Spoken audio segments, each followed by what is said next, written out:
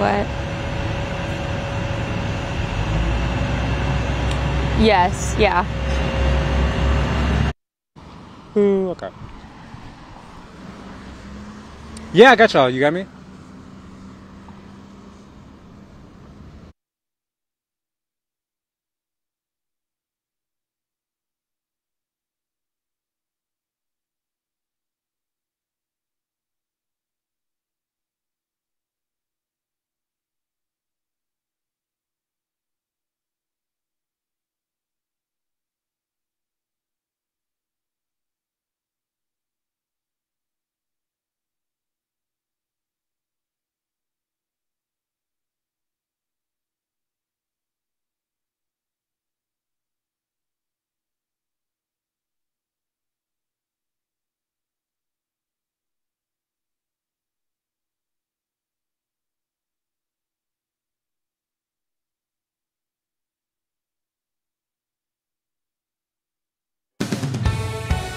Breaking right now, Storm Watch, your 13 weather authority tracking the potential for severe storms. This after hail targeted several communities around the state line.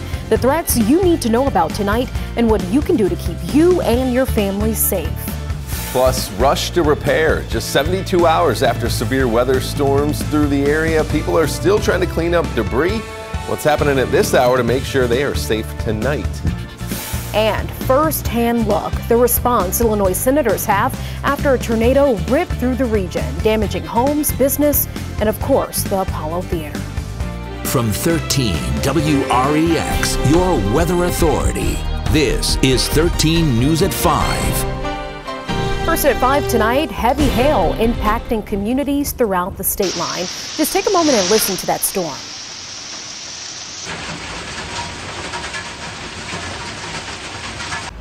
Very loud there as that hail continues to come down. And right now, a live look for you outside as our team of meteorologists are tracking another potential round of severe weather. This is a live look from our tower cam here at 13 WREX. Yeah, and we also are taking a live look from our downtown can call it the calm, well, I guess between the storms. That is, if all the ingredients in the atmosphere come to fruition and could produce some more intense weather tonight. Good evening and thanks for joining us here at 5. I am Derek Bain. And I'm Brittany Hardaway. Our team is committed to keeping you one step ahead of the storm so you can prepare to keep you and your family safe. Let's get right to your Weather Authority Chief Meteorologist Alex Kirchner. Alex, what's the very latest on tonight's storms? So right now everything is nice and quiet as we await that potential second round later this evening. We do have a tornado watch out for Stevenson County as well as Joe Davies, Carroll, Whiteside counties until 10 o'clock. Basically, we have the ingredients for severe weather. Now we just need to see if they all come together or if a lid on the atmosphere doesn't break. We end up seeing quite a quiet night ahead. I do think severe weather is still very likely across Iowa. It's just a question of do we manage to get it as far east as us?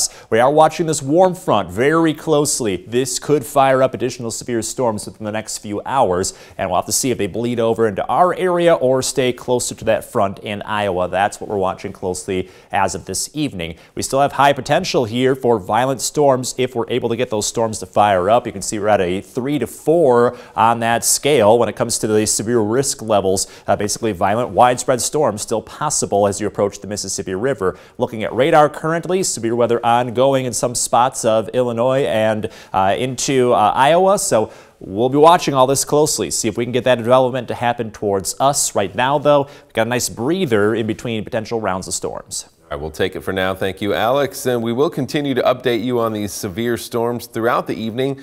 You can also get up-to-the-minute alerts on any changes just by downloading our 13 WREX weather app. It is free to download in the Apple and Google Play stores. All you got to do is search WREX.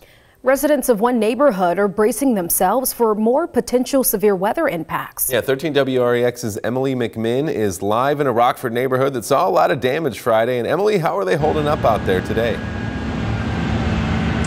Yeah, so this neighborhood definitely did see a significant amount of damage. Like we said, one of those residents who saw some particular damage was Dave Jansen, who actually had a tree fall on his home.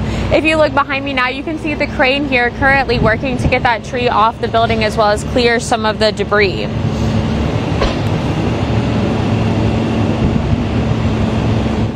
The actually couldn't get the tree off the roof without chainsaws. They had to call in a crane because of the size of the tree. So that's actually what they're getting set up to do, from what I understand.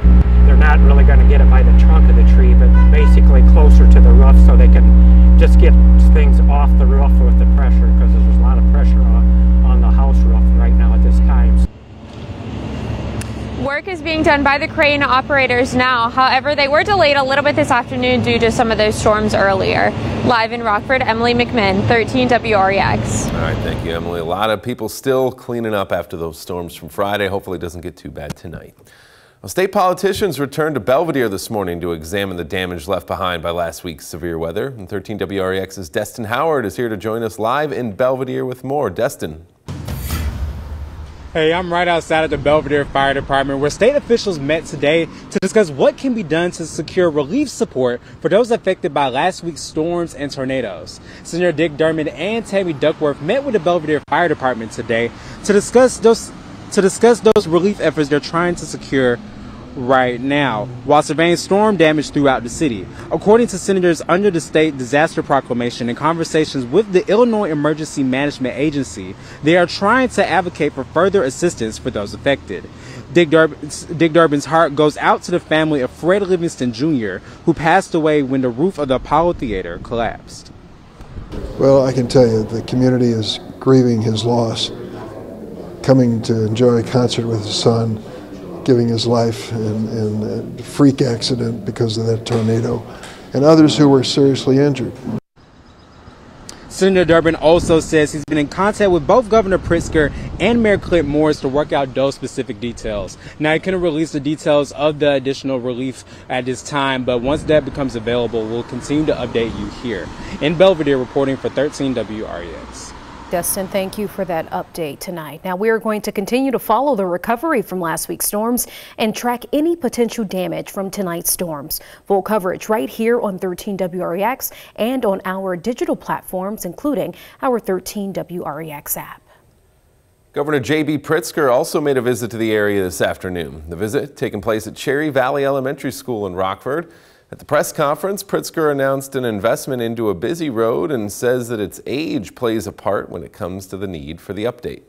To say the least, the Perryville Road Bridge is long overdue for a makeover. And thanks to our historic Rebuild Illinois capital plan, we're getting that job done. Today, I couldn't be prouder to announce an $8 million investment to fully replace the Perryville Road Bridge on I-39.